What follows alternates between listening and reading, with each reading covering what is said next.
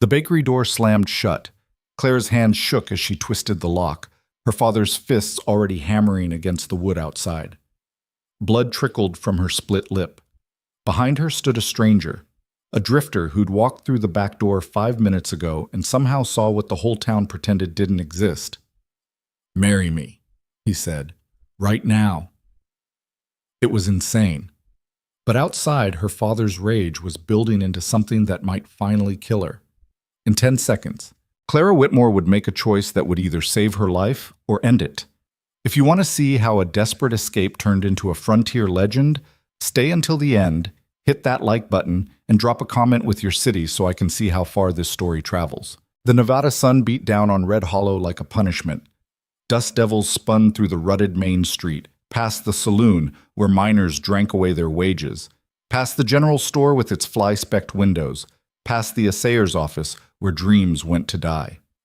Everything in Red Hollow existed in shades of gray and brown, except for Whitmore's Bakery, which sat on the corner of Main and Fletcher like a painted lie. The sign hanging above the door promised fresh bread daily, in cheerful yellow letters. Gingham curtains framed the windows.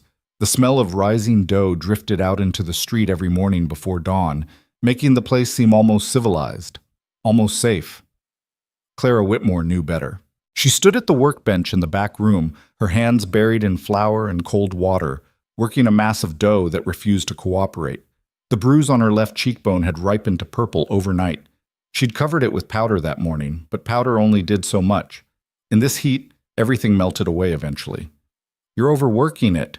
The voice came from behind her, rough and unfamiliar. Clara spun around, her heart hammering, and found herself staring at a man she'd never seen before. He stood in the doorway that led to the alley, the one that was supposed to be locked. Tall, maybe 30, with dust on his boots and a face that looked like it had argued with the sun and lost. His hat was pushed back, revealing dark hair that needed cutting. He wore a gun on his hip like it belonged there.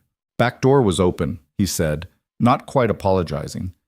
Clara's mouth went dry. The front of the bakery was empty. Her father had gone to the bank, wouldn't be back for at least 20 minutes.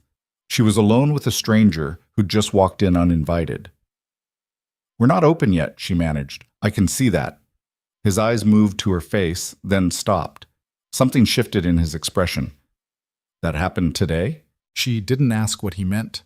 Her hand went to her cheek automatically, then dropped. "I fell." "Uh-huh." He didn't sound convinced. "You fall a lot?" "You should go."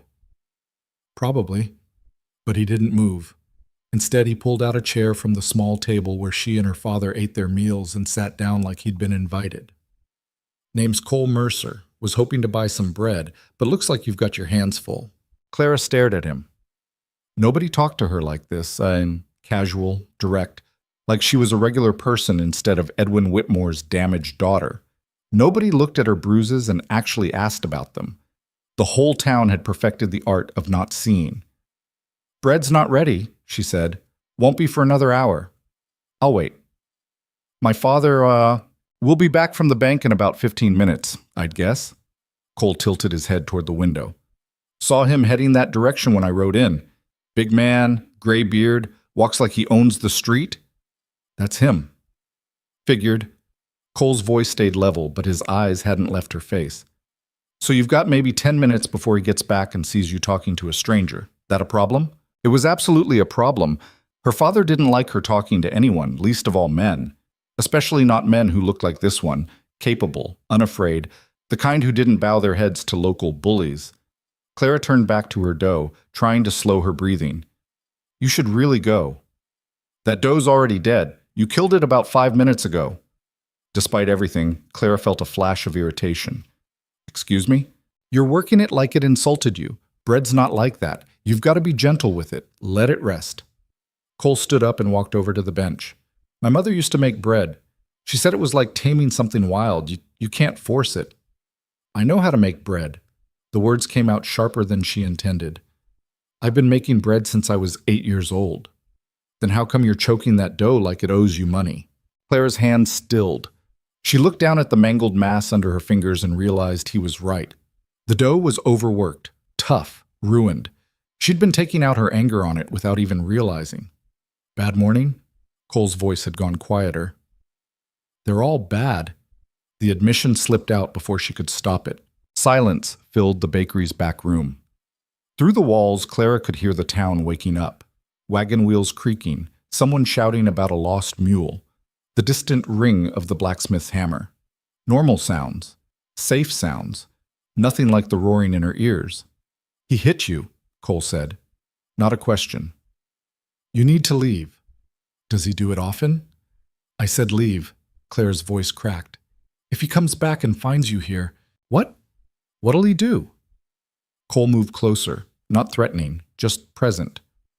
What'd he do to you this morning, or was that from last night? Clara's hands were shaking now. She pressed them flat against the table, leaving flower prints on the scarred wood. You don't understand. This town, my father, nobody helps. Cole finished the sentence for her. Yeah, I've seen towns like this. Everybody knows, nobody says anything.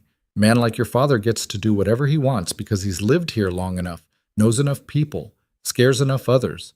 And a daughter? Hell, in most folks' eyes, she's just property. The word hit Clara like a slap. Property. That's exactly what she was. What she'd always been. I'm 22 years old, she heard herself say, and I've never been further than the edge of town. Why not? Because he won't let me. The truth poured out like poison she'd been storing for years. After my mother died, he said I was all he had left. Said I owed him.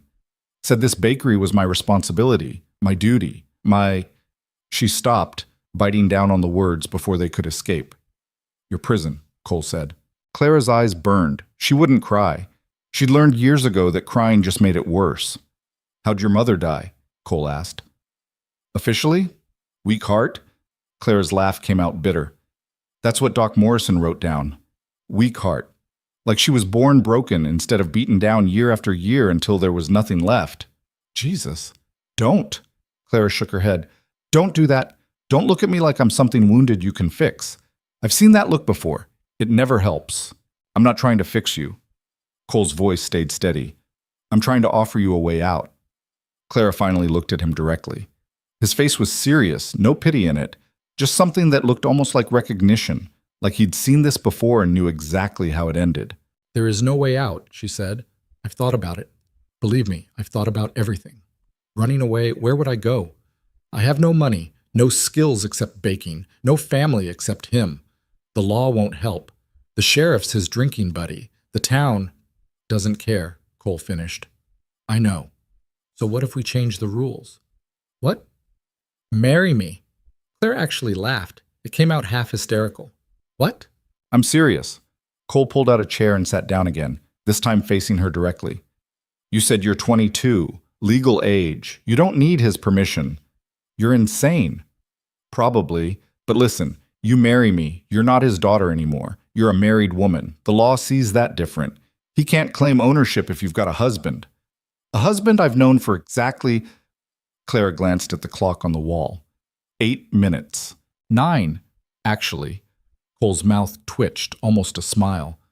But who's counting? This is crazy. Yeah, it is. Cole leaned back in the chair, his eyes never leaving her face. But is it crazier than staying here? Waiting for the morning he hits you so hard you don't get up? The room seemed to tilt. Clara gripped the edge of the table. I saw a woman like you once, Cole said quietly. In a town about 200 miles south of here. She had the same look in her eyes that you've got. That look that says you're already planning which lies to tell when someone asks about the bruises. I was 17, just passing through. Didn't know what to do, didn't think it was my business. Left town and kept writing. What happened to her? Found out 6 months later. She died. Her husband said she fell down the stairs. Nobody asked questions. Clara's chest tightened. She could see it so clearly. That unnamed woman, living out the same days Clara lived, trapped in the same cage. I'm not making that mistake again, Cole said. I see someone who needs help. I'm offering it. No strings. Well, he corrected himself, 1 string. You'd have to actually marry me, but after that, you're free. I've got land about 40 miles from here. Dry Creek Valley. It's not much, but it's away from here. Away from him. Why? Clara's voice came out as barely a whisper. Why would you do this for a stranger? Cole was quiet for a moment. Maybe I'm tired of writing past problems. Maybe I figure it's time to actually do something. Or maybe, he met her eyes, maybe I know what it's like to feel trapped. Before Clara could respond, the sound of boots on the front porch made her blood turn to ice. Her father was back. Clara! Edwin Whitmore's voice boomed through the bakery. Why the hell is the front door locked? Cole stood up slowly, his hand moving to rest on his gun belt. Not threatening, just ready. Clara's heart was racing so fast she thought she might faint. You have to hide. If he finds you here... No. Cole's voice was firm. I'm done hiding from men like him. Question is, are you? The door handle rattled. Edwin was trying his key. Clara, open this door right now. She looked at Cole, this stranger who'd walked into her life 9 minutes ago and offered her something she'd stopped believing in. Freedom, choice, a chance. Marry me, Cole said again. Right now. I saw a preacher's house 2 blocks over. We run there, get it done, come back married. He can't touch you then. The law won't let him. The law doesn't care, but a husband does. And I promise you, Clara Whitmore, if you say yes, your father will never lay a hand on you again. The pounding on the door got louder. Edwin was using his fist now, hammering hard enough to rattle the frame. Clara! 10 seconds. That's all she had.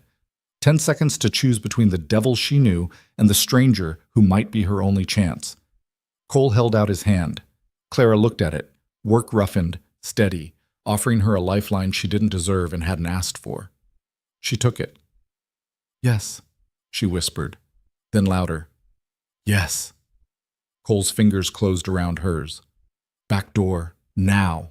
They ran. Behind them, Edwin's roaring filled the bakery like thunder. Clara heard wood splintering as he threw his weight against the door. Any second now he'd break through. But by then, they were already gone. Cole's horse was tied in the alley, a sturdy roan that didn't spook when they burst out of the bakery at a dead run. He swung into the saddle and pulled Clara up behind him in one smooth motion. Hold on, he said. Clara wrapped her arms around his waist, her heart hammering against her ribs. This was happening. This was actually happening. They rode hard toward the preacher's house, the horse's hooves kicking up dust on the hard-packed road. Behind them, Clara heard her father's voice rising in fury, calling her name like a curse. Reverend Miller answered the door in his shirt sleeves, looking startled to find a dusty cowboy and a flower-covered woman on his porch at 9 in the morning. We need to get married, Cole said. Right now. The Reverend blinked. Son, I think you might want to... No time for might want to. Cole pulled out a handful of coins. This enough? It's not about money. Reverend. Clara found her voice, though it shook. Please. My father... I need this. I need to be married before he... She couldn't finish the sentence. Reverend Miller looked at her face. Really looked, seeing past the powder to the bruise beneath. His expression shifted. Come inside, he said quietly. The ceremony took 4 minutes. Clara stood in the Reverend's modest parlor, still covered in flour, her hands trembling as Cole slipped a ring onto her finger. She didn't ask where he'd gotten it. Later, she'd learn he'd bought it off a widow in the last town, thinking it might be useful someday. Do you, Clara Whitmore, take this man to be your lawfully wedded husband?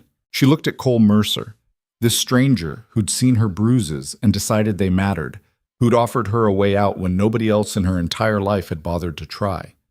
I do. And do you, Cole Mercer, take this woman to be your lawfully wedded wife? Cole's hand was steady around hers. I do. Then by the power vested in me by the territory of Nevada, I pronounce you husband and wife. Just like that, Clara Whitmore became Clara Mercer. The Reverend's wife produced a marriage certificate, her hands moving quickly as she filled in the details with a practiced hand. She pressed it into Clara's shaking fingers. Keep this safe, she said softly. You might need it. They burst back out into the sunlight to find half the town gathered in the street. Word had spread fast. Edwin Whitmore's daughter had run off with a stranger. Edwin himself stood in the middle of the road, his face purple with rage. He'd brought reinforcements. 3 men Clara recognized from the saloon, the kind who did whatever Edwin wanted if he bought them enough whiskey. That's my daughter, Edwin roared, pointing at Clara. This man kidnapped her. Sheriff, arrest him. Sheriff Dawson stood off to the side, looking uncomfortable. He was a weak man who'd held his position by avoiding conflicts, not confronting them. Now, Edwin, let's just... She's my daughter, my property. He can't just... Actually, Clara said, and was shocked by how clear her voice came out. I'm not. She held up the marriage certificate, her hand somehow steady now. I'm his wife, legal and binding. You don't own me anymore. The street went silent. Even the wind seemed to stop. Edwin's face went from purple to nearly black. You little... He lunged forward. Cole moved faster. His hand shot out, catching Edwin's wrist mid-swing. The older man tried to pull free, but Cole's grip was iron. She's my wife now, Cole said, his voice carrying across the silent street. That means she's under my protection. You touch her. You answer to me. I'll kill you, Edwin spat. I'll eat. No. Cole's voice went cold. You won't. Because if you try, I'll make sure everyone in this town knows exactly what you've been doing to her for years. Every bruise, every broken bone, every time she said she fell when we all know damn well she didn't. He raised his voice so everyone could hear. How many times has Clara Whitmore shown up to church with a black eye? How many times has she worn long sleeves in summer to hide the finger marks on her arms? How many of you have seen it and said nothing? The crowd shifted uncomfortably. Several people wouldn't meet Clara's eyes. Well, it's done now, Cole continued. She's married, she's leaving, and if any of you try to stop her, you'll have to explain to a judge why you think a legal marriage certificate isn't worth the paper it's printed on. Sheriff Dawson cleared his throat. He's right, Edwin. She's of age. The marriage is legal. There's nothing... Nothing, Edwin's voice cracked. She's my daughter. Was, Clara said. The word came out stronger than she felt. I was your daughter. Not anymore. She turned to Cole. Can we go, please? Cole nodded. He kept his eyes on Edwin and the three men backing him up as he helped Clara onto the horse. This time she sat in front of him, his arms around her as he took the reins. You'll regret this. Edwin's voice followed them as they rode out. You hear me? Both of you. You'll come crawling back. But they didn't look back. Clara kept her eyes forward as they rode out of Red Hollow, leaving behind the bakery, the town, the cage she'd lived in for 22 years. Her hands gripped the saddle horn so tight her knuckles went white. They rode for an hour before Cole finally slowed the horse to a walk. They'd left the town far behind, following a trail that cut through scrubland and scattered pine. You okay? Cole asked. Clara realized she was crying. When had that started? She wiped her face with the back of her hand, smearing flour and tears together. I don't know what I am, she admitted. That's fair. They rode in silence for a while. The sun climbed higher, turning the desert into a furnace. Clara's dress was soaked with sweat under the arms, and her head was pounding. She couldn't remember if she'd eaten anything that morning. Where are we going? She finally asked. I told you, Dry Creek Valley. There's a ranch there. Belonged to my uncle until he died last year. Left it to me in his will. It's not much. Needs a lot of work. But it's ours if we want it. Ours, Clara repeated. The word felt foreign. Well, yours technically. Cole's voice was matter-of-fact. The marriage makes it legal property for both of us. But if you want to dissolve this whole thing once we get there, that's your choice. I meant what I said. No strings except the marriage itself. That was just to get you away from him. Clara twisted in the saddle to look at him. You'd really do that? Marry me just to help me escape, then let me go? Cole shrugged. I didn't have any other plans for the week. Despite everything, Clara almost smiled. You're very strange. I've been told. They rode on. The landscape gradually shifted from scrubland to something greener as they followed a creek that cut through the valley. Trees appeared. Real trees. Not the stunted things that barely survived in Red Hollow. It's beautiful, Clara said softly. Wait until you see the ranch. Cole's voice held a note of dry humor. Then you might change your mind. He wasn't wrong. Dry Creek Ranch appeared as they crested a hill just as the sun was starting to sink toward the horizon. Clara had to suppress a gasp. The house looked like it was held together by hope and stubbornness. The porch sagged on one side, several windows were broken, and the roof had definitely seen better days. The barn wasn't much better. Its doors hung crooked and gaps in the walls let the evening light stream through. Fences that had once corralled livestock lay in collapsed tangles. The well looked operational, at least, its rope and bucket still intact. Weeds had reclaimed what must have once been a kitchen garden. It was a disaster. It was perfect. "Told you it wasn't much," Cole said, swinging down from the horse. Clara slid down after him, her legs shaky from the long ride. She walked toward the house slowly, taking it all in. "How long has it been empty?" she asked. "About 3 years. My uncle got sick, couldn't keep it up. By the time he died, it was already falling apart." Cole tied the horse to what remained of a hitching post. "I came out here once after the funeral, took one look, and kept riding. Figured it was too much work for one person." "But not for two?" Clara turned to look at him. "Maybe, if the two wanted to put in the work." Cole met her eyes. "But like I said, you don't have to stay. I can take you to Sacramento if you want, or Carson City, anywhere that's not Red Hollow." Clara looked back at the broken ranch. In the dying light, it looked almost beautiful in its abandonment. A blank slate, a place with no history of fists and fear. "Can I see inside?" she asked. The house was in even worse shape than the exterior suggested. Dust covered everything. Mice had made nests in the corners. The furniture that remained was mouse-chewed and weather-damaged. But the stove worked. Cole tested it. The floor was solid, if dirty. And when Clara looked out the kitchen window, she saw the valley spreading out before her, vast and empty and free. "There's a bedroom upstairs that's in decent shape," Cole said from behind her. "I'll take the couch down here. Or the barn, once I fix it up enough to keep the rain out." Clara turned around. "You don't have to do that. We're married legally, not, you know." Cole looked uncomfortable for the first time since she'd met him. "I'm not expecting anything from you, Clara. This is your escape, not a real marriage. I want to be clear about that." "What if—" Clara stopped, not sure how to finish the sentence. "What if I want it to be real?"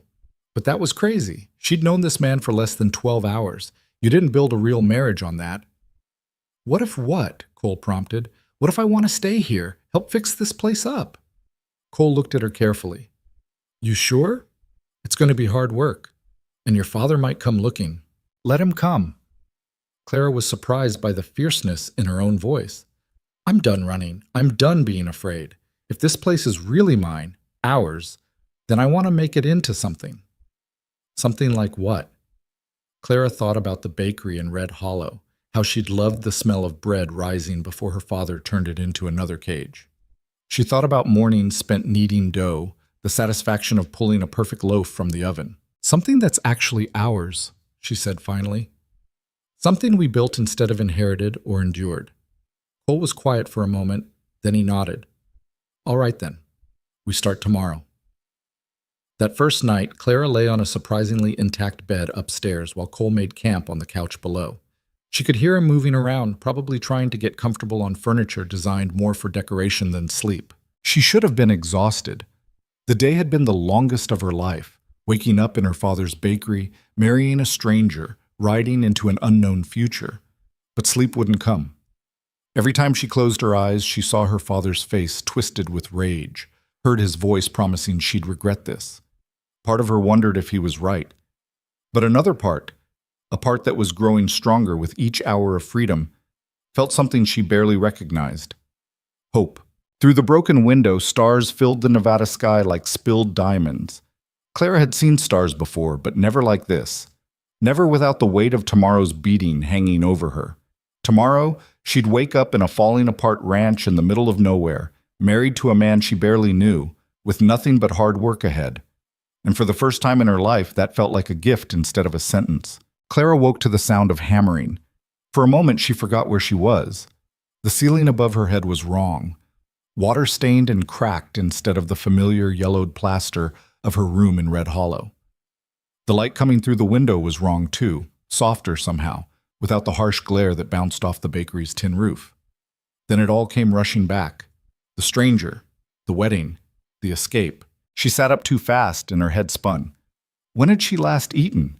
Yesterday morning, maybe. Before everything changed. The hammering continued from somewhere outside. Clara dragged herself out of bed, still wearing yesterday's flower-covered dress, and made her way downstairs on legs that felt like rubber. Cole was on the porch, stripped down to his undershirt despite the morning chill, working on the sagging boards. He'd already replaced 2 of them, and a pile of salvaged lumber sat nearby. "You're awake," he said without looking up. "There's jerky and hardtack in my saddlebag if you're hungry. Water's in the canteen."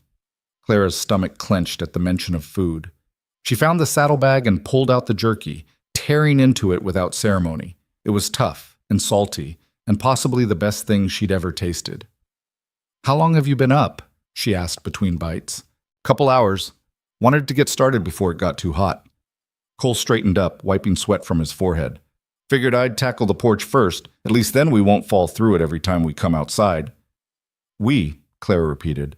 The word still felt strange. "Unless you changed your mind overnight." Cole finally looked at her. "Door's open if you want to leave. I mean that." "I know." And she did. That was the strange part. She actually believed him. "I'm staying." "All right then." Cole picked up another board. "You know anything about carpentry?" "Not really." "Me neither. But I figure we'll learn or we'll starve trying." Clara almost smiled at that. She finished the jerky and washed it down with water that tasted faintly of metal from the canteen. Her body was starting to wake up now, shaking off the fog of sleep and shock that had carried her through yesterday. "What needs doing first?" she asked. Cole gestured around them. "Everything. But if I had to pick, I'd say we need the house weathertight before winter. That's 4 months away if we're lucky. The barn comes next. We'll need livestock eventually. Fences after that. And somewhere in all of this, we need to figure out how to feed ourselves because my supplies won't last more than a week." It was an overwhelming list.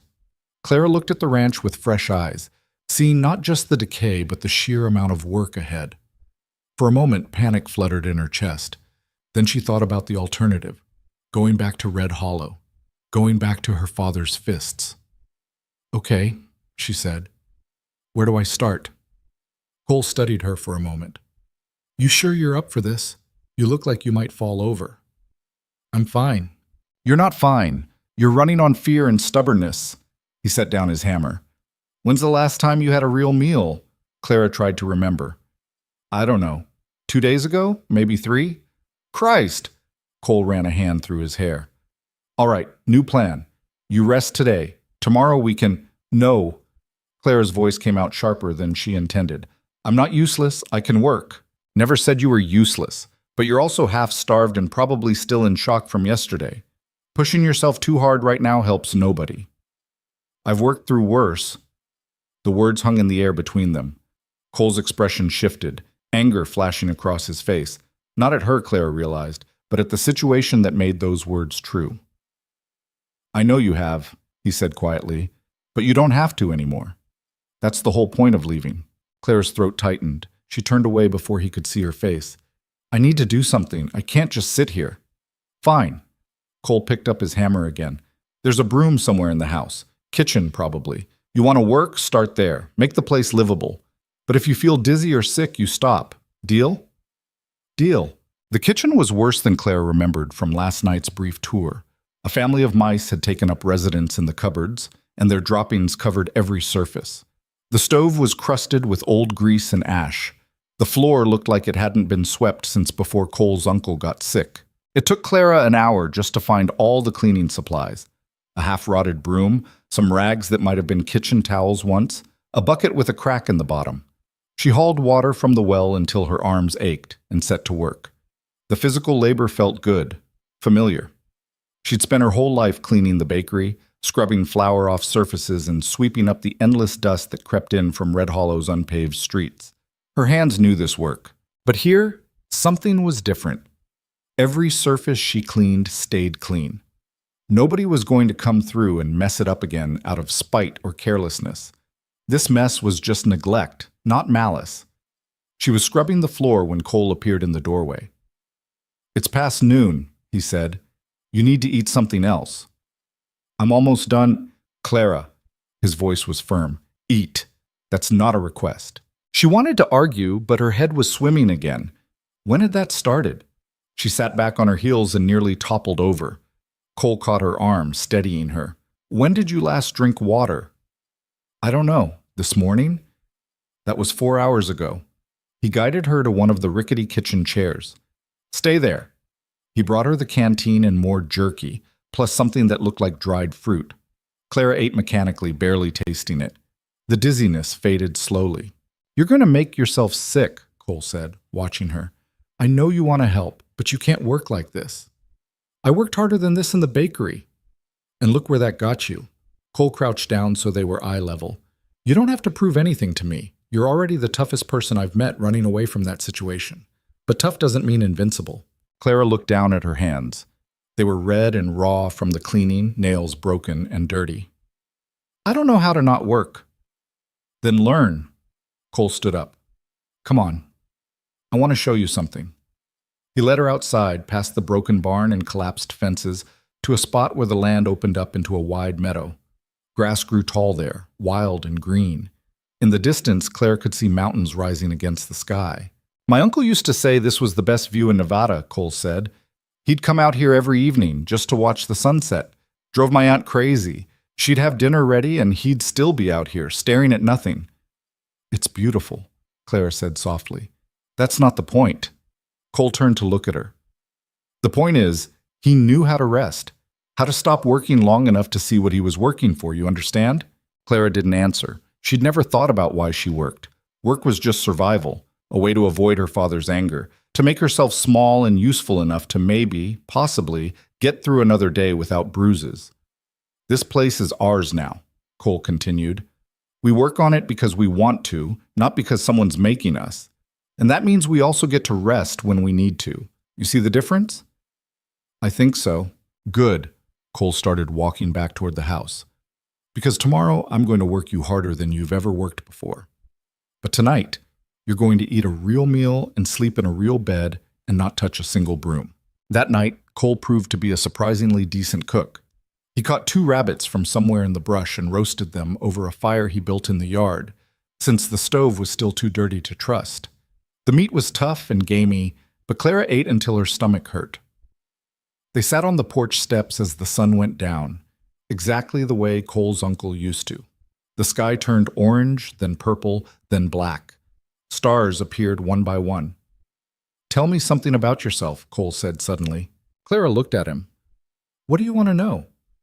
"Anything, something that has nothing to do with your father or the bakery or Red Hollow." She thought about it. What was there to know? Her whole life had been defined by those things. "I like reading," she said finally. "Or I used to. My mother taught me before. We had some books hidden in the attic. I'd sneak up there when my father was drunk enough to pass out." "What kind of books?" "Anything. Novels, mostly. Stories about people going on adventures to places I'd never see." Clara smiled slightly. "I know it sounds stupid." "It doesn't sound stupid. I had this favorite one, about a girl who ran away to sea and became a sailor. I must have read it 20 times. I'd imagine what it would be like, standing on a ship's deck with nothing but ocean in every direction." "And now you're here," Cole said, "in the middle of nowhere, Nevada. Not quite the ocean." "No," Clara agreed, "but it's far enough." They sat in comfortable silence for a while. An owl hooted somewhere in the distance. "What about you?" Clara asked. "Why were you in Red Hollow?" "Just passing through. I've been drifting for about 5 years now, ever since my parents died. Smallpox took them both in the same week." Cole's voice stayed level, but Clara heard the old pain underneath. "I couldn't stay in that town anymore. Too many ghosts."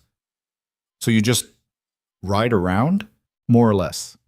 Pick up work where I can. Move on when I get bored or when people start asking questions." He paused. "I was heading for California, actually. Thought I might try my luck in the goldfields." "Why didn't you?" "Because I walked into a bakery and saw a woman with a black eye who looked like she was drowning." Cole turned to look at her. "And I decided some things matter more than gold." Clara's chest tightened. "You don't even know me." "I know enough. What if I'm terrible? What if I'm mean or lazy or—" "You spent 4 hours cleaning a kitchen today despite being half-starved and exhausted," Cole interrupted. "I don't think lazy is the problem." "You know what I mean." "Yeah, I do." Cole leaned back on his elbows. "And the answer is, I don't care. Maybe we'll hate each other in 6 months. Maybe this whole thing falls apart. But at least you'll be alive to see it happen. That counts for something." It counted for everything, Clara thought, but she didn't say it out loud. The next morning, Cole woke her before dawn. "Come on," he said when she groaned in protest. "Cattle don't care if you're tired." "We don't have cattle." "Not yet. But we need to know where they'll go when we get them. That means riding the property line, checking what fences can be saved and which ones need rebuilding completely." Clara dragged herself out of bed and followed him outside where 2 horses waited. The roan from yesterday and a smaller mare that must have been in the barn. "She was my uncle's," Cole explained. "Name's Biscuit. She's old but steady." "Biscuit?" "My aunt named her. Don't ask." Clara hadn't been on a horse since she was 12, and even then it was just the old plow horse her father kept for heavy hauling. Biscuit seemed to sense her nervousness and stood very still while Clara climbed awkwardly into the saddle. They rode out as the sun crept over the mountains, painting the valley in shades of gold and amber. Cole led them along what he said was the southern boundary of the property, though Clara couldn't see any markers to indicate where their land ended and someone else's began. "It's mostly rock and scrub down here," Cole said, gesturing to the landscape. "Not great for grazing, but there's a seasonal creek that runs through in spring. We'll want to fence that off, make sure the cattle can get to it." "How many cattle are we talking about?" "Depends on how much money we can scrape together. Start with maybe 10 head, build from there." He pointed to a collapsed section of fence. "Mark that in your head. We'll need to come back here." They rode for hours, and with each mile, Clara's mental list of repairs grew longer. Broken fences, washouts where rain had carved gullies through the land, places where rocks would need to be cleared before animals could graze safely. It was overwhelming, impossible, really. But Clara found herself cataloging it all anyway, her mind already working through solutions. This fence could be salvaged if they replaced the posts. That gully could be filled with rocks from the creek bed. The scrub oak over there could be cut for firewood once winter came. "You're getting the hang of this," Cole said, watching her examine a broken post. "Am I?" "You've got that look, like you're solving a puzzle." Clara hadn't realized it showed on her face. "There's just so much that needs fixing." "Yeah, there is." Cole swung down from his horse and walked over to the fence line. "But we don't have to fix it all today, or this week, or even this month. We just keep at it until it's done. And if we run out of money before it's done, then we get creative." He tested the fence post, which wobbled dangerously. "My uncle used to say a ranch runs on 3 things: sweat, stubbornness, and knowing which corners to cut." Sounds like a recipe for disaster. Maybe, but it kept this place running for 20 years, so he must have done something right. They stopped for lunch by the seasonal creek Cole had mentioned. It was dry now, just a rocky bed cutting through the land, but Clara could see the high water marks on the banks. "It gets pretty wild in spring," Cole said, following her gaze. "My uncle lost 2 cows to flooding one year. They got swept downstream and broke their legs in the rocks." "That's terrible." "That's ranching." Cole pulled out more jerky and hardtack. "You lose animals, it's part of the deal. The trick is not losing more than you can afford." They ate in silence, listening to the wind move through the dry grass. Clara's legs were already sore from riding, and they still had half the property to cover. "Can I ask you something?" she said eventually. "Shoot." "Why ranching? You said you were heading for the gold fields. That seems easier than this." Cole laughed, short and bitter. "You ever been to a gold camp?" "No." "Then trust me when I say nothing about it is easy. Men kill each other over claims that might not have any gold at all.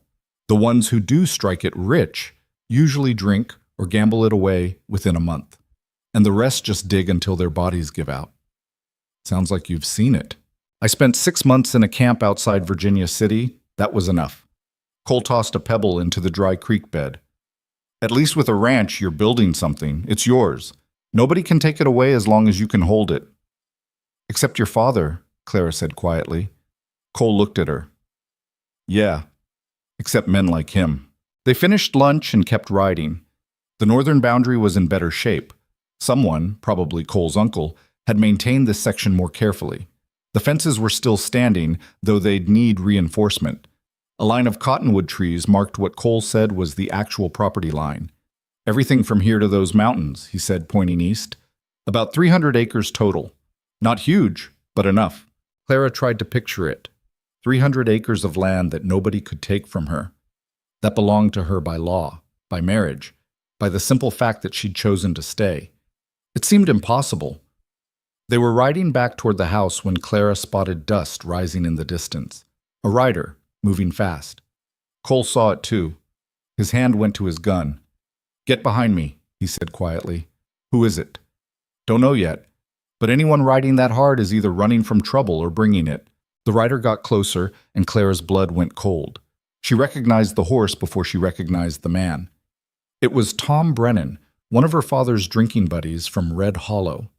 "Well, hell," Cole muttered. "Guess word travels fast." Tom pulled his horse to a stop about 20 feet away, breathing hard. He was a big man, thick through the shoulders, with a face that looked like a clenched fist. "You Cole Mercer?" he called out. "Depends on who's asking. I got a message from Edwin Whitmore." Tom's eyes slid to Clara. "He wants his daughter back." "Not his daughter anymore," Cole said. His voice stayed calm, but Clara could feel the tension in him. "She's my wife. Legal and binding." "That ain't what Edwin says." "He says you tricked her into it. Took advantage of a confused girl who didn't know what she was doing." Clara felt anger surge through her fear. "That's a lie." "Nobody's talking to you," Tom said without looking at her. "Maybe you should be." Clara urged Biscuit forward, ignoring Cole's warning look. "I knew exactly what I was doing. I married Cole because I wanted to get away from my father. Because this drifter filled your head with, because my father beat me." The words came out loud and clear. "For years. He beat my mother until she died, and then he started on me. And I finally got a chance to leave, so I took it." Tom's expression didn't change. "Edwin said you'd say something like that. Said you always had a wild imagination. Are you calling me a liar?" "I'm saying Edwin wants you back home where you belong, and he sent me to bring you." Cole's horse shifted, putting himself between Tom and Clara. "She's not going anywhere." "You really want to do this?" Tom's hand moved toward his gun. "I got 2 more men waiting just over that ridge. You can't fight all of us." "Maybe not." Cole's voice went hard. "But I can make sure you don't walk away from it. That worth it to you? Getting killed over someone else's family business?" Tom hesitated. Clara could see him calculating odds, weighing Edwin's money against the very real possibility of dying in the dirt. "Edwin's offering $50, Tom said, to whoever brings her back." "I'll give you 100 to ride away and never come back," Cole countered. "You got that kind of money?" "No, but I've got 300 acres and a ranch that'll be worth something eventually. You can have 10% when we sell our first cattle." "That could be years." "Could be, or could be next spring. Either way, it's better than a bullet in your gut today." The silence stretched out. A hawk circled overhead, riding the thermals. Finally, Tom spat into the dirt. "You're both crazy." "Probably," Cole agreed. "But that doesn't change the situation." Tom looked at Clara one more time. "You sure about this, girl? Your father's not going to stop. He'll send more people." "Let him," Clara said. "I'm not going back." "Your funeral." Tom wheeled his horse around. "But don't say I didn't warn you." They watched him ride away, the dust from his horse's hooves drifting across the dry land. "That was stupid," Cole said once Tom was out of sight. "We don't actually have $100. "Did we have a choice?" "Not really, but now your father knows where we are, and he knows I can't pay what I promised." Cole turned to look at her. "This is going to get worse before it gets better." "I know. We should post a watch at night, and I need to teach you how to shoot." Clara's stomach dropped. "Shoot? You think Tom's going to be the last one?" "Your father's going to send everyone he can until someone gets lucky or desperate enough."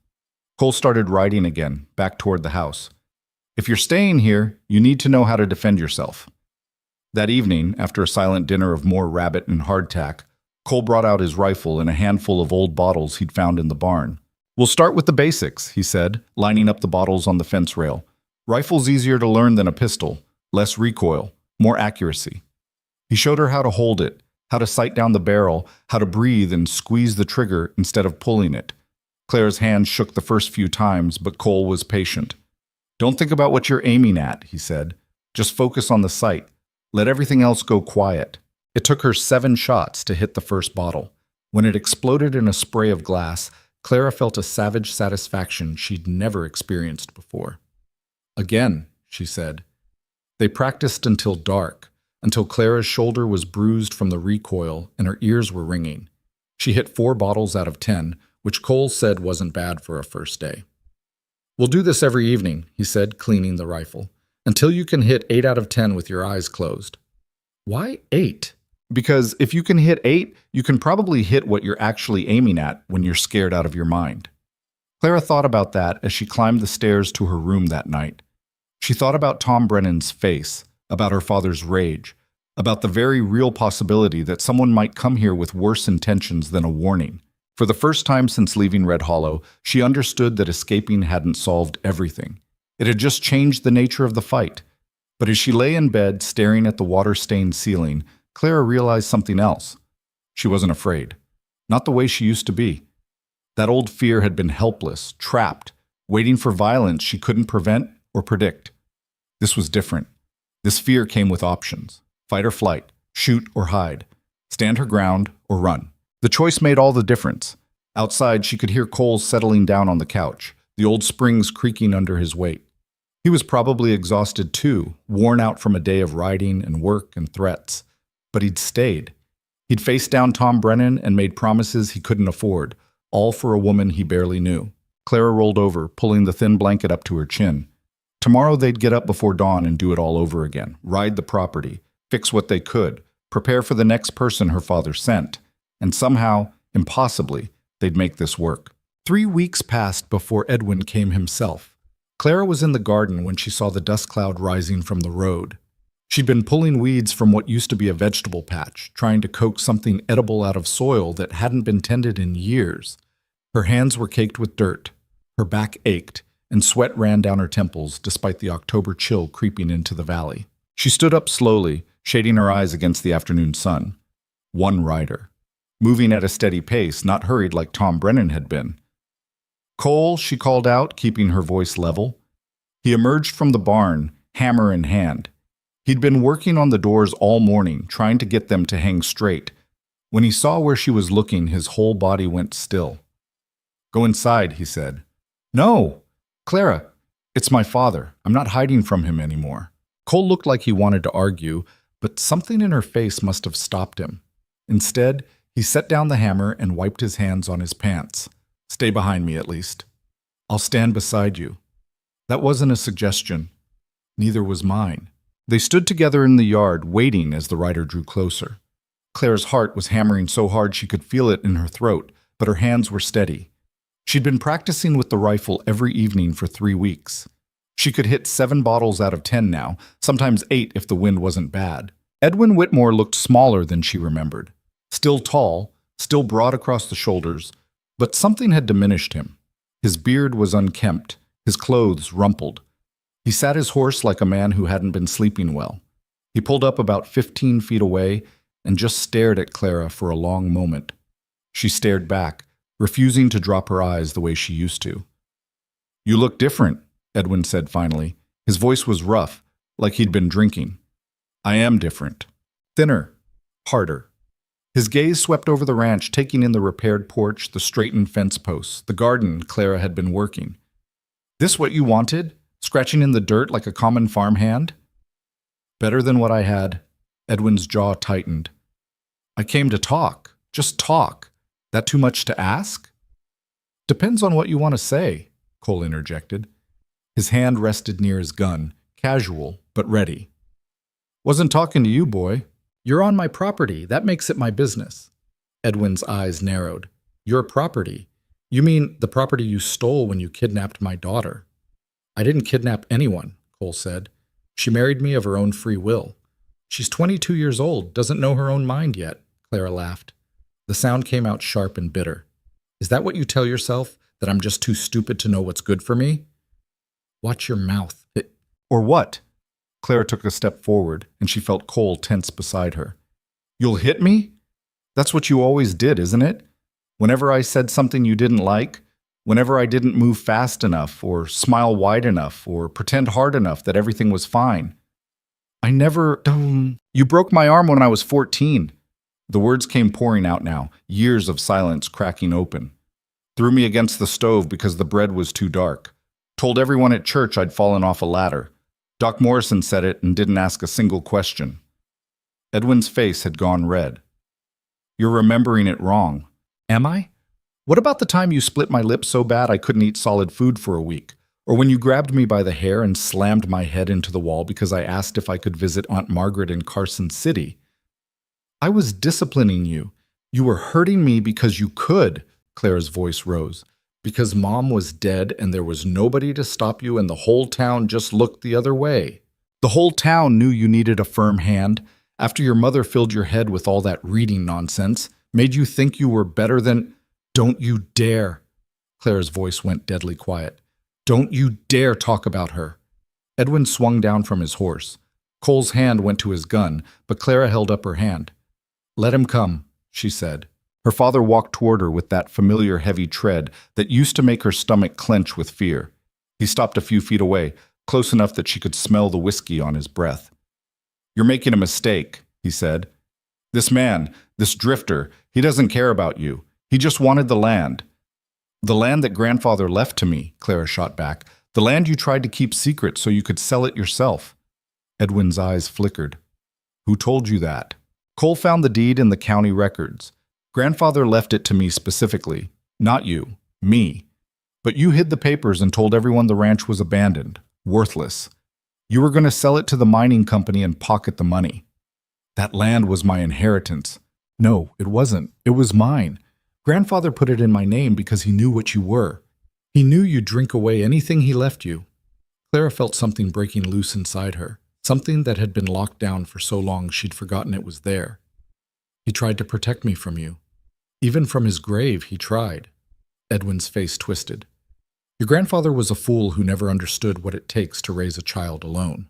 You weren't alone. You had me, and you beat me until I was too scared to even think about leaving. I gave you a roof over your head, food on your plate. I kept that bakery running when you kept me prisoner. Clara's voice cracked. Do you understand that? I was your prisoner. I woke up every morning wondering if today was the day you'd finally kill me. And you know what the worst part was? Part of me thought I deserved it. Thought I must be doing something wrong, something that made you so angry. Edwin was shaking now, his hands clenched into fists. Cole shifted, ready to intervene, but Clara caught his eye and shook her head slightly. But I don't think that anymore, she continued, because Cole doesn't hit me when dinner's late. He doesn't scream at me when I make mistakes. He doesn't make me feel like I'm worthless unless I'm useful. And you know what I learned from that? What? Edwin spat the word. That you're just a mean drunk who takes out his failures on people weaker than him. There's nothing special about it, nothing complicated. You're just small. Edwin lunged. It happened fast, his hand shooting out toward Clara's throat the same way it had 1,000 times before. But this time, Clara was ready. She stepped back and to the side, the movement so automatic it surprised her. Her father's momentum carried him forward, off balance. Cole moved faster than she'd ever seen him move. He caught Edwin's arm, twisted, and suddenly Clara's father was face down in the dirt, with Cole's knee in his back. Don't, Cole said quietly. Don't make me hurt you. Edwin thrashed, cursing. Get off me, you idiot. You came here to talk, so talk, but you don't get to touch her, not ever again. Clara stood there, breathing hard, staring down at her father pinned in the dirt. She'd imagined this moment so many times, standing over him, watching him powerless. In her imagination, it always felt triumphant. But looking at him now, struggling weakly against Cole's hold, she just felt tired. Let him up, she said. Cole looked at her. You sure? Let him up. Cole released Edwin and stepped back, though he stayed close. Edwin pushed himself to his knees, then to his feet. His face was streaked with dirt and humiliation. You're going to regret this, he said, his voice shaking. Both of you. I'll make sure— What? Clara interrupted. You'll make sure what? You'll send more men like Tom Brennan? You'll spread lies about us in Red Hollow? Do whatever you want. I'm not your daughter anymore. You don't own me. The law. The law says I'm a married woman with property in my own name. Reverend Miller filed the papers. The county recorded the deed. Everything's legal. Clara felt something settle in her chest, heavy and final. You have no claim on me anymore. Edwin stared at her like he was seeing a stranger. Maybe he was. Clara barely recognized herself these days. This woman who could meet her father's eyes without flinching, who could stand her ground instead of making herself small.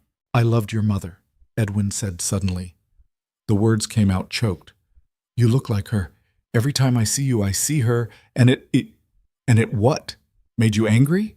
Made you violent? Clara shook her head. That's not love. That's not even close.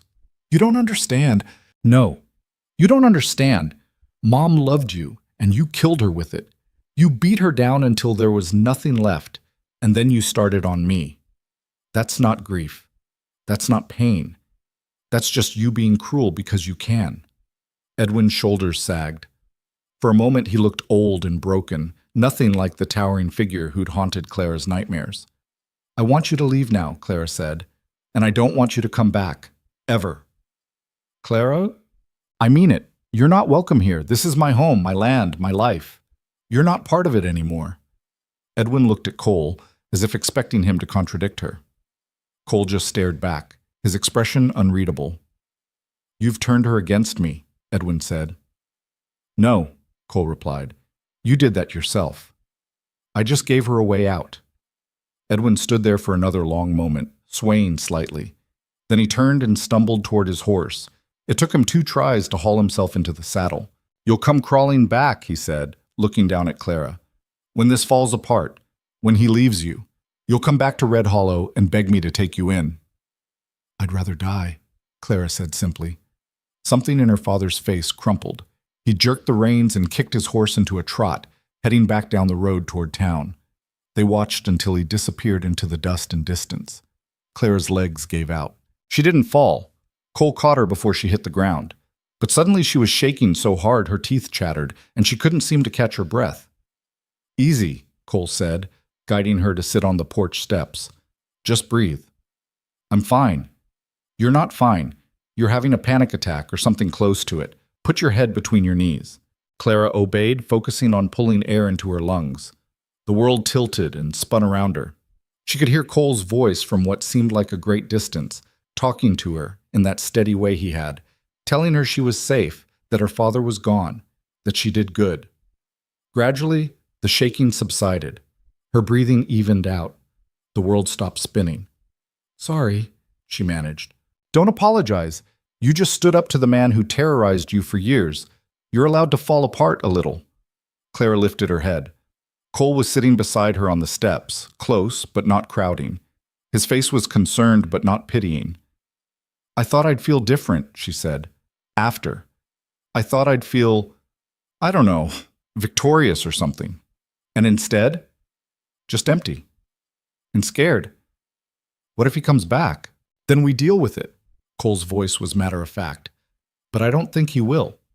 You saw his face. He wasn't expecting you to fight back.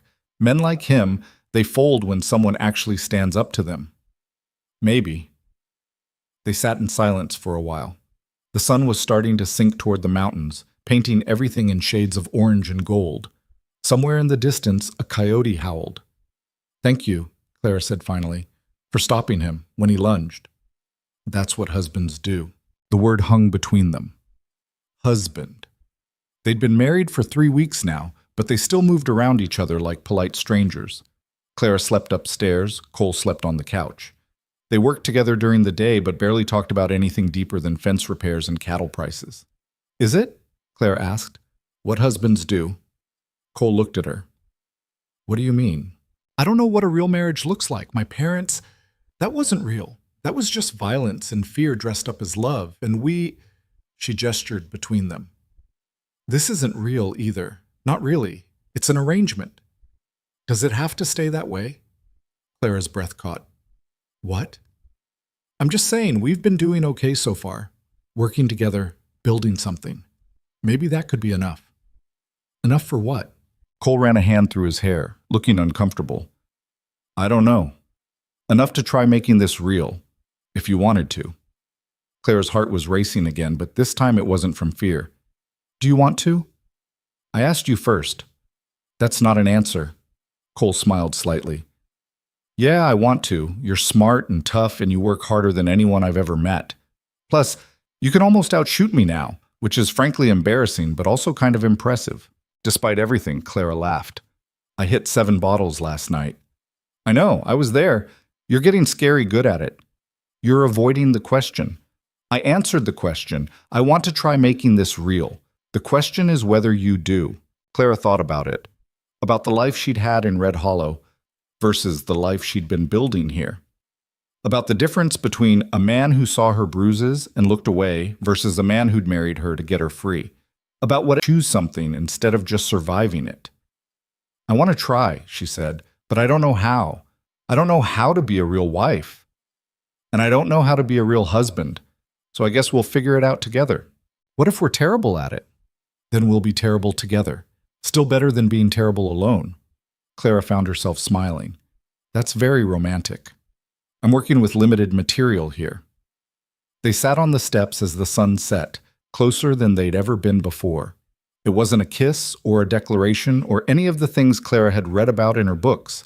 It was just two people deciding to stop pretending and start trying. It felt like enough. The next morning, Clara woke up to the smell of coffee. Real coffee. Not the chicory blend they'd been stretching to make last. She went downstairs to find Cole at the stove, attempting to cook something that might have been eggs. "Where did you get coffee?" she asked. "Rode into Dry Creek yesterday while you were working on the garden. Figured we deserved something better than the mud we've been drinking." "And the eggs?" "There's a homestead about 5 miles east. Woman there has chickens. I traded some work on her roof for a dozen eggs and the promise of more if we can pay cash." Clara poured herself a cup of coffee and sat at the table. The eggs were slightly burned and undersalted, but they tasted like luxury after weeks of jerky and hardtack. "I've been thinking," Cole said, joining her, "about money. We don't have any." "Exactly. Which is a problem if we want to buy cattle, seeds for spring planting, supplies to finish the repairs. We need income." "I could bake," Clara said. "Not here, obviously. We don't have an oven yet, but if there's a town nearby, Dry Creek has a general store that might take bread on consignment. It's small. Only about 40 people live there permanently, but the miners pass through on their way to the camps farther north. They might buy." "How would I get the bread there?" "I'd ride it in for you, at least until we can afford a wagon." Cole paused. "You'd need to bake a lot to make it worthwhile, though. Maybe 50 loaves a week to start?" Clara did the math in her head. 50 loaves meant starting before dawn, working through the morning. They'd need flour, yeast, salt, firewood for the outdoor oven they'd have to build. She'd be exhausted. "I can do 50, she said. "You sure? That's on top of everything else we're doing around here." "I'm sure. We need the money." They spent the next 3 days building an outdoor oven from rocks and clay they dug from the creek bed.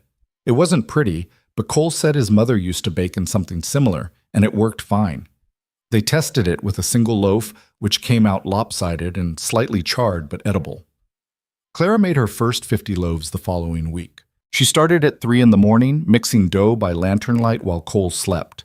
Her hands remembered the rhythm from years in her father's bakery, kneading until the dough was smooth, letting it rise in the warm spot near the stove, shaping it into loaves that she arranged carefully in the outdoor oven. By the time the sun came up, she had 40 loaves cooling on racks Cole had built from scrap wood. She made 10 more throughout the morning, working around the outdoor chores. Cole loaded them carefully into saddlebags and rode out toward Dry Creek. He came back 8 hours later with an empty bag and a handful of coins. "Sold every single one," he said, dumping the money on the kitchen table. "The store owner wants 70 loaves next week if you can manage it." Clara stared at the coins. It wasn't much. Maybe enough to buy flour and a few other supplies. But it was theirs. Money they'd earned, not stolen or begged for. "I can manage it," she said. She managed it for 4 weeks, then 6, then 8. The money started to add up. They bought flour in bulk, which saved costs. They paid the neighbor woman for regular egg deliveries. Cole got enough lumber to finish the barn repairs and start on the house roof. By mid-December, Clara was baking 100 loaves a week. Her hands were raw and blistered despite the calluses. She woke up tired and went to bed exhausted, but she didn't complain because every coin they saved brought them closer to buying their first cattle. "You're working yourself to death," Cole said one night, watching her mix another batch of dough at midnight. "I'm fine. You're asleep on your feet. Just need to get this batch rising, then I can sleep." "Clara." Cole put his hand over hers, stopping her mid-need. "Take a break. 1 week. Let your hands heal." "We need the money. We need you healthy more. What good is money if you collapse?" Clara wanted to argue, but she was so tired the words wouldn't form properly. She looked down at her hands and realized they were bleeding. When had that happened? Okay, she whispered. 1 week. She slept for 16 hours straight. When she woke up, Cole had already done the morning chores and started fixing the loose board on the front porch. He'd also made soup. Actual soup with vegetables from the neighbor woman and meat from a deer he'd shot. Eat, he said, setting a bowl in front of her. Clara ate. The soup was good. Better than good. She hadn't realized how hungry she was. Thank you, she said. You say that a lot. Because I mean it. Cole sat down across from her. We're partners in this. You don't have to thank me for basic human decency. I do, though, because I'm not used to it. Something crossed Cole's face, sadness, maybe, or anger at the situation that made gratitude for basic kindness feel necessary. We'll get used to it, he said gruffly, because this is how it's going to be from now on. Clara's hands healed over the next week. She and Cole spent the time working on smaller projects around the ranch, organizing the tool shed, clearing brush from the fire line, planning where to build a chicken coop in the spring. They also talked more than they ever had before, about Cole's childhood in Wyoming, about Clara's mother before the violence got bad, about their plans for the ranch. They talked about cattle breeds and crop rotation, and whether they should try for horses or stick with cattle only. It felt almost normal, like they were a real couple instead of two people pretending. On Christmas Eve, Cole rode into Dry Creek and came back with a small pine tree he'd cut from the foothills. Clara didn't have any decorations, so they made some from scraps of fabric and folded paper. It looked ridiculous and perfect. I got you something, Cole said as they sat by the fire that night. We agreed no gifts. We can't afford. I didn't spend money. He pulled out a small package wrapped in brown paper. I made it. Inside was a wooden carving of a horse, not Biscuit or the roan, but a running horse with its mane flying back. The detail was incredible, every muscle defined, every strand of mane visible. You made this? Clara breathed. My father taught me. I used to carve all the time as a kid. Fell out of practice. Cole looked embarrassed. I know it's not much, but I thought... Clara kissed him. It wasn't planned. One moment she was staring at the carved horse. The next she was leaning across the space between them and pressing her lips to his. Cole froze for half a second, then kissed her back. When they broke apart, they were both breathing hard. Sorry, Clara said. I should have asked. Don't apologize. Cole's voice was rough. Definitely don't apologize for that. They stared at each other. The fire crackled in the silence. So, Clara said eventually, is this the part where we stop sleeping in separate rooms? If you want. I want. Clara paused. But I need you to understand something. I don't know how to do this. The physical part. My father never let me even talk to boys, and what I know about marriage comes from books, which I'm pretty sure aren't accurate. We'll figure it out, Cole said. Same as everything else. No rush. That night, Clara moved her few belongings from the upstairs bedroom to the room Cole had been using. They lay in bed together, fully clothed, not touching except where their hands met between them. This is weird, Clara said. Very weird.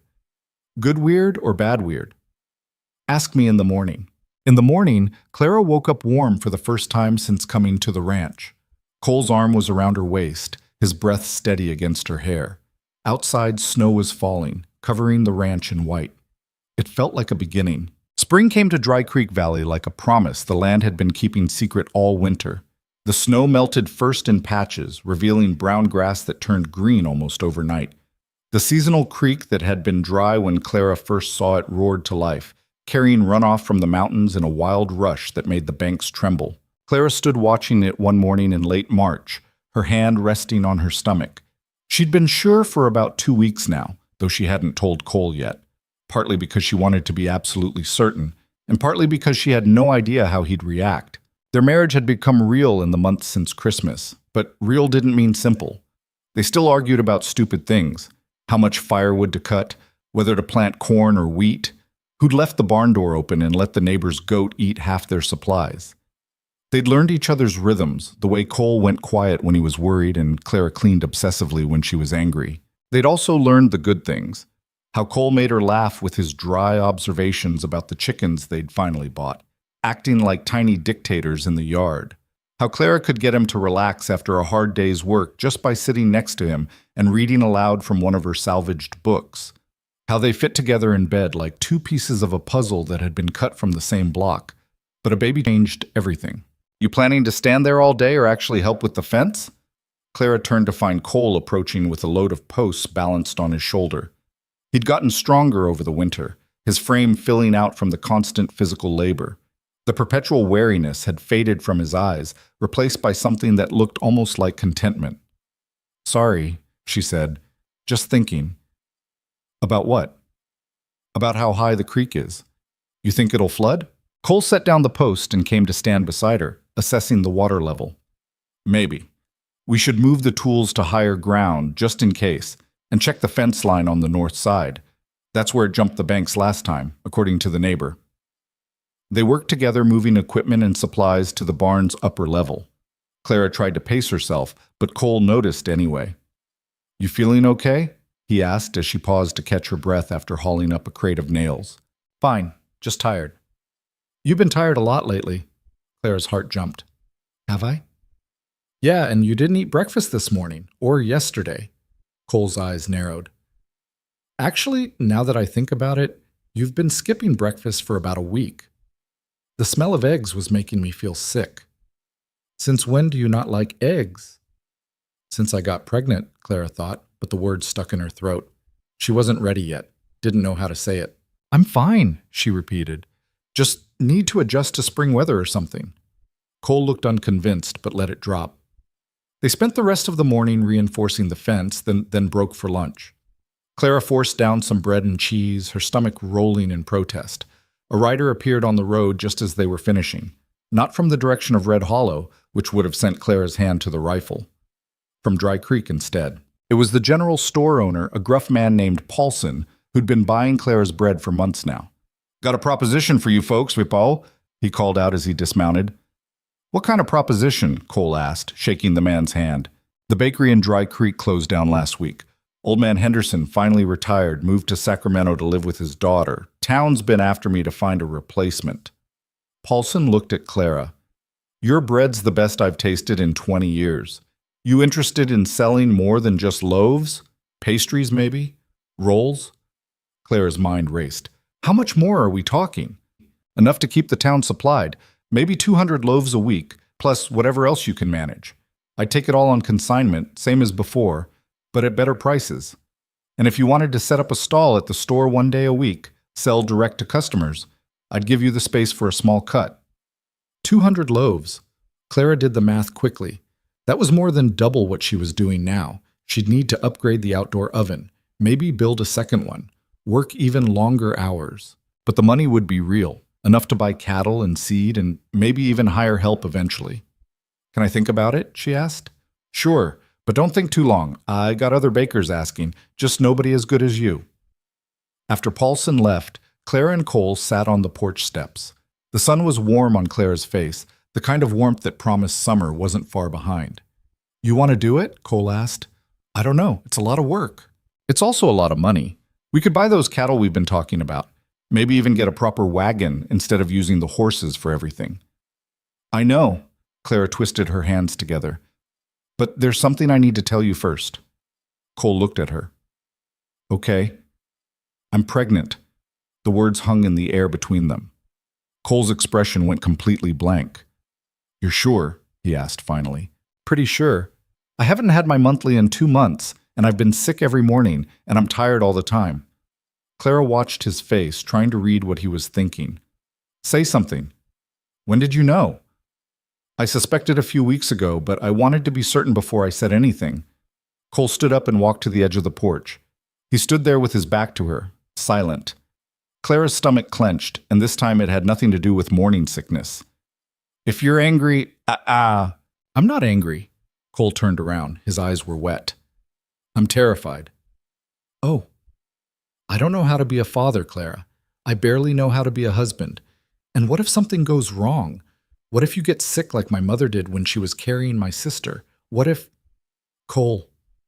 Clara stood and walked over to him. "I'm scared too.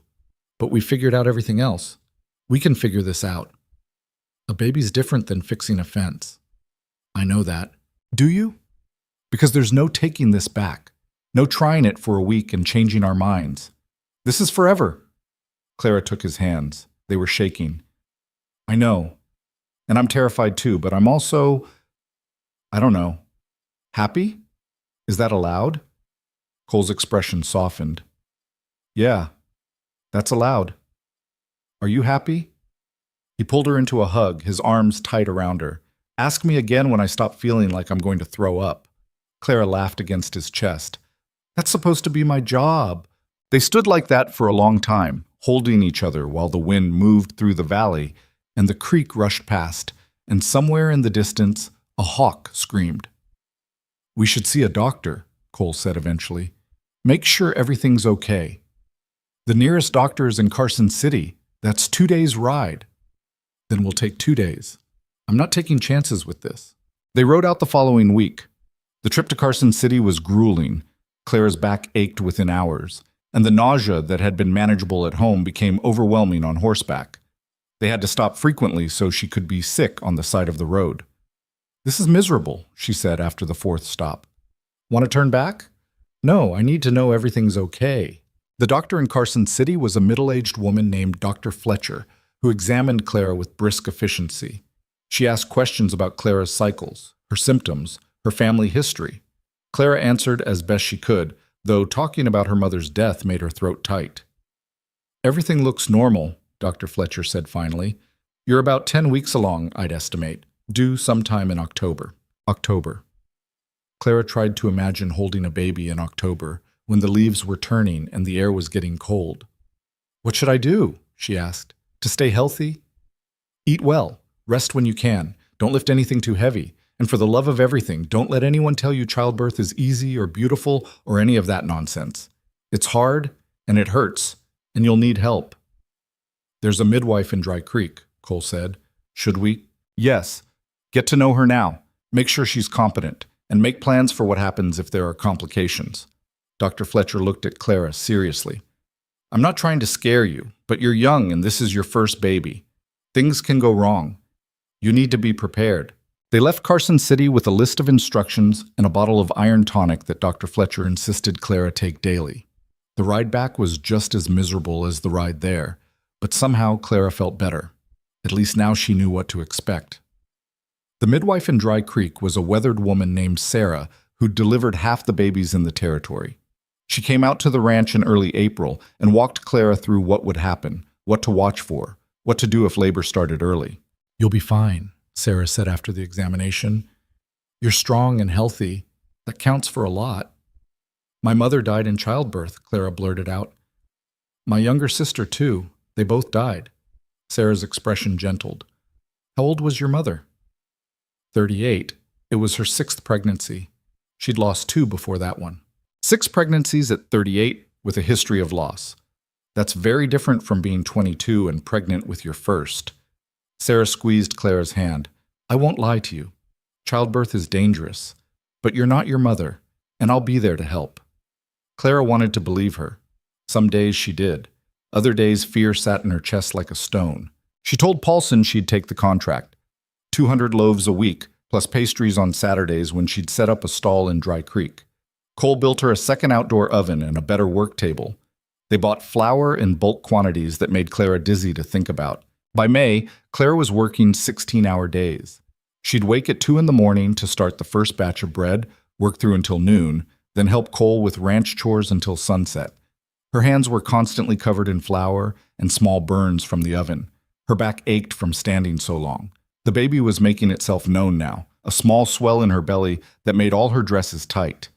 You need to slow down, Cole said one night, watching her mix dough at midnight. I'm fine. You're exhausted. I'm pregnant, not dying. Clara, we need the money, Cole. We're so close to having enough for cattle. If I can just keep this up for a few more months and you'll be too pregnant to work like this anyway. Clara knew he was right, but she couldn't stop. The fear of going back to having nothing drove her harder than any amount of exhaustion. Every loaf she baked, every coin they saved, was proof that they were building something real. By June, they had enough money to buy their first cattle. Cole rode to a ranch 3 valleys over and came back with 10 head, 8 cows and 2 young bulls. They weren't fancy stock, just hardy range cattle that could survive Nevada's brutal summers, but they were theirs. Clara stood at the fence watching them graze, one hand on her growing belly. The baby was kicking now, little flutters that felt like butterfly wings. "Thought I'd find you here," Cole said, coming up beside her. "Just looking at our future. Our future's currently eating everything in sight, and will probably break through that fence by morning." But he was smiling. "We did it," Clara said softly. "We actually did it. You did it. The bread money bought those cattle. We're partners, remember?" Cole put his arm around her shoulders. "Yeah, we are." The baby kicked hard enough that Cole felt it through Clara's dress. His eyes went wide. "Was that?" "That was the baby." Clara took his hand and placed it on her stomach. "Here, wait for it."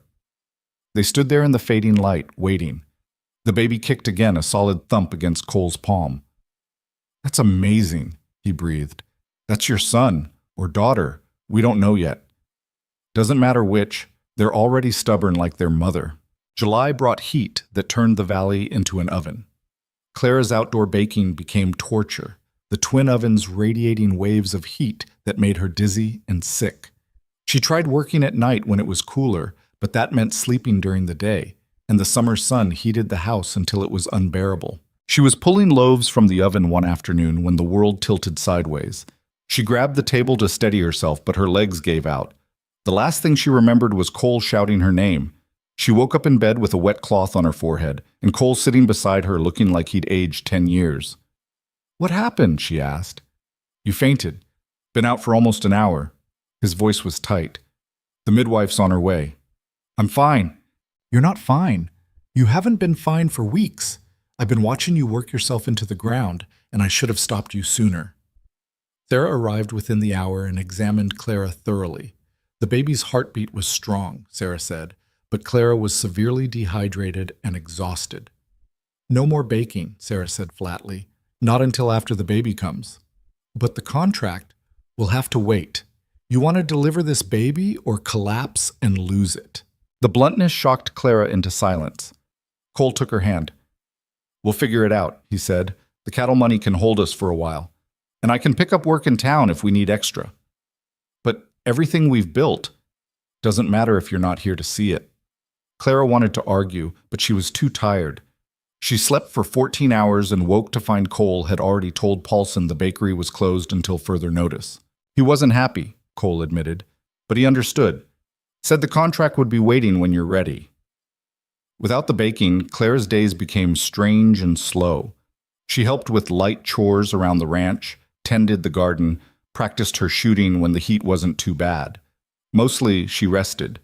It felt wrong, this idleness, after months of constant work. But the baby grew. By August, Clara's belly was enormous, and she waddled more than walked. Everything hurt, her back, her feet, her hips. She couldn't sleep lying down anymore, so she propped herself up with pillows and dozed fitfully. Cole was patient with her mood swings, her tears over nothing, her strange food cravings that sent him riding to Dry Creek at odd hours. He read to her in the evenings, his voice rumbling through whatever book she'd picked that week. "I'm sorry," Clara said one night after she'd snapped at him for leaving his boots in the wrong place. "For what?" "Being difficult, being useless." "You're growing a whole human being inside you. I think that counts as pretty useful." "You know what I mean." Cole set down the book. "I know you're used to earning your keep through work, but you don't have to do that anymore. You're my wife. You're enough just being you." Clara's eyes burned. "Even when I'm huge and cranky and can't help with anything?" "Especially then." In late September, word reached them about Edwin. He'd been arrested after a drunken brawl that ended with him stabbing another man over a card game. The man survived, but Edwin was sentenced to 5 years in territorial prison. Cole rode to Carson City to confirm the news and came back with a copy of the court records. Clara read them sitting on the porch, her hands shaking. "He's really gone," she said. "For 5 years at least. Maybe longer if he doesn't behave." Clara should have felt triumph, relief, something other than the hollow ache in her chest. "I should be happy." "There's no should. Feel however you feel. I just keep thinking about how it all could have been different If he'd been a different person. If my mother had lived. If... Don't do that to yourself. Cole sat beside her. You can't fix the past. You can only move forward.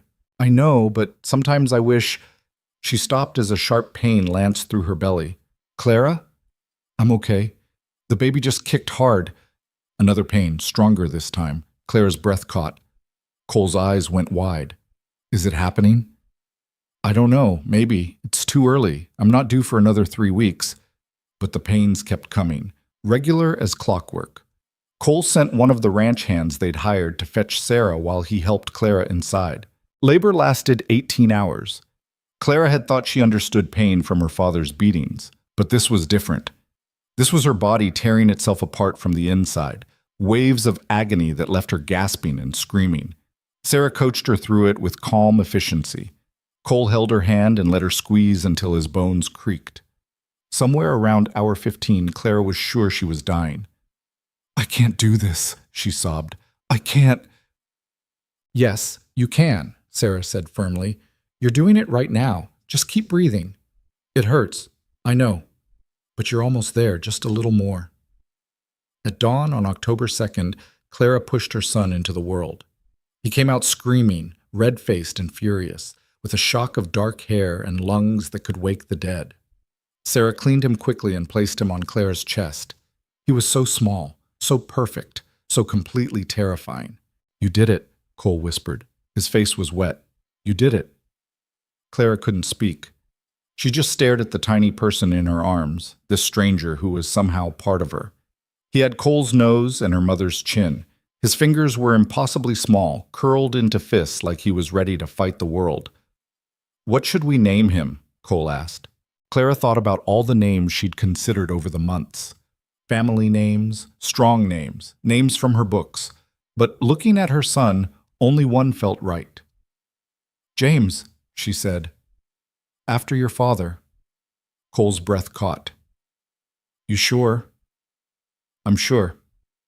Little James latched on to Nurse with fierce determination, and Clara felt something in her chest crack open. This was what her mother must have felt, holding Clara for the first time. This overwhelming love mixed with bone-deep terror. She understood now why her mother had stayed with Edwin for so long. When you had a child to protect, you did things you never thought possible. You endured the unendurable. You swallowed your pride and your pain and your dreams because keeping your baby safe mattered more than anything else. But her mother had stayed in the cage. Clara had escaped. And that would make all the difference. The first month with James was chaos. He cried constantly, only settling when Clara held him or let him nurse. She was exhausted beyond anything she'd experienced, even during the bakery days. Cole helped where he could, but there was only so much he could do. I don't know what I'm doing wrong, Clara said one night, rocking a screaming James while tears ran down her face. Why won't he stop? You're not doing anything wrong. Babies just cry sometimes. Not like this. Something's wrong. Maybe he's sick. Sarah said he's healthy. Sometimes babies are just difficult. Cole took James gently. Go sleep. I've got him. But, sleep, Clara. That's an order. She slept for 6 hours straight and woke to find Cole passed out in the rocking chair with James snoring softly on his chest. The sight made her heart ache. They were a family now, imperfect and exhausted and barely holding it together, but real. By November, James had settled into something like a routine. He still woke twice a night to nurse, but at least Clara could predict when. She started baking again, just small batches to see if she could manage it with a baby. Paulson showed up at the ranch in early December with a proposition. I know you're busy with the baby, he said, but the town's desperate for decent bread. What if I hired someone to help you, someone to do the heavy lifting and tending the ovens while you focus on the actual baking? Clara looked at Cole, who shrugged. It's your decision. She thought about it. The money would help, and having help meant she could spend more time with James instead of working every waking hour. All right, she said, but I choose who helps. And they work here, not in town. Deal. She hired a young woman named Beth from Dry Creek, quiet and hardworking, who'd been widowed young and needed income. With Beth's help, Clara ramped back up to 100 loaves a week. It wasn't the 200 she'd been doing before, but it was enough. The ranch stabilized. The cattle thrived. James grew fat and healthy, and slowly, carefully, Clara and Cole built a life that looked nothing like the one Clara had escaped. On Christmas Eve, they sat by the fire with James between them, watching him grab at the firelight with chubby fists. "You ever think about how different things would be if I hadn't walked into that bakery?" Cole asked. "Every day," Clara admitted. "Regret any of it?" Clara looked at their son, at the home they'd built, at the man who'd given her a choice when nobody else would. "Not for a second." "Good, because I don't either." Outside, snow was falling again, covering the ranch in white, but inside they were warm. James was 3 years old when the letter came. Clara was kneading dough in the upgraded kitchen. Cole had finally built her a proper indoor workspace with a real oven.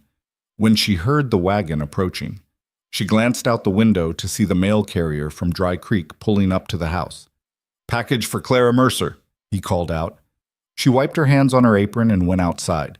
James toddled after her, grabbing at her skirt with flour-covered fingers. "Mama, up! In a minute, sweetheart."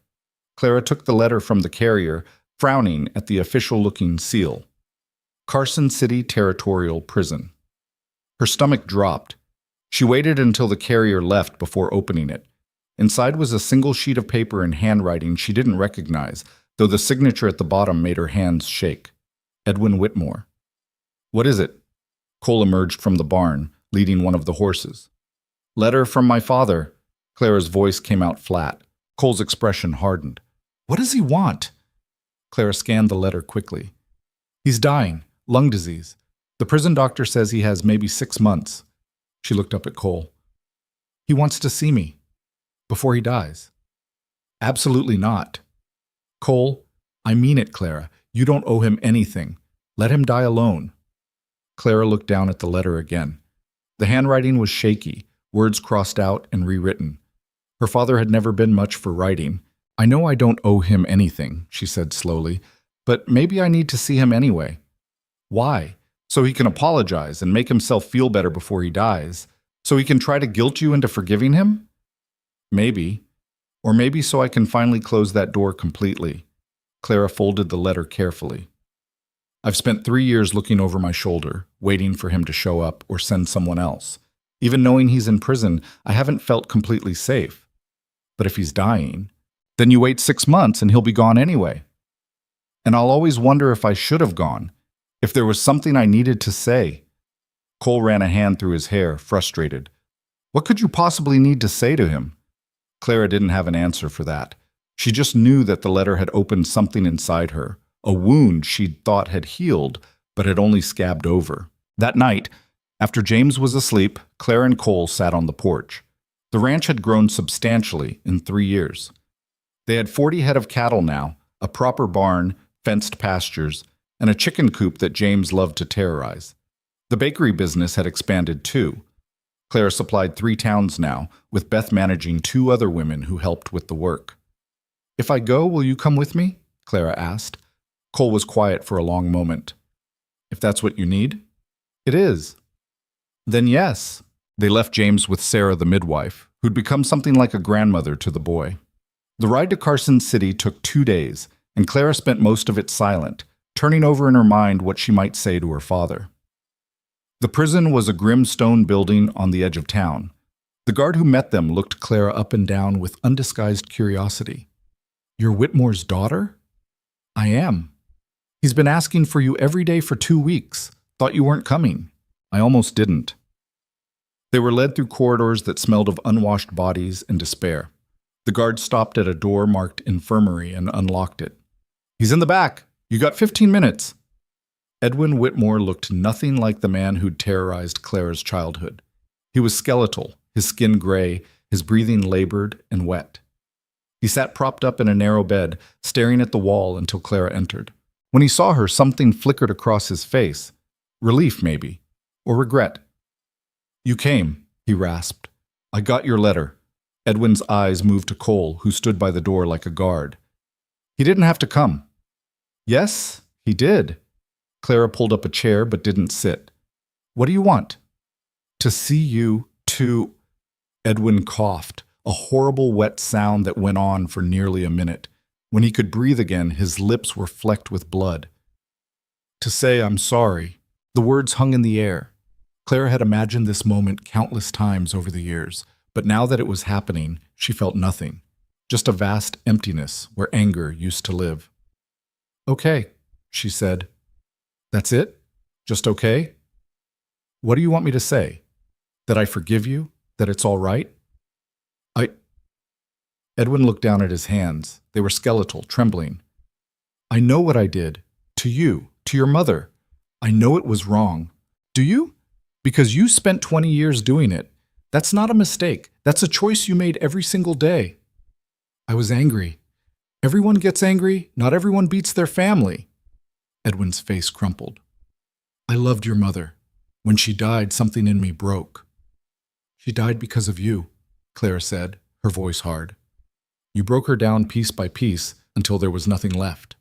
And then you started on me. I know. Do you know what it was like?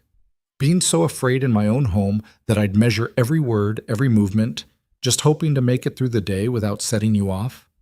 Edwin was crying now, silent tears running down his ruined face. I'm sorry.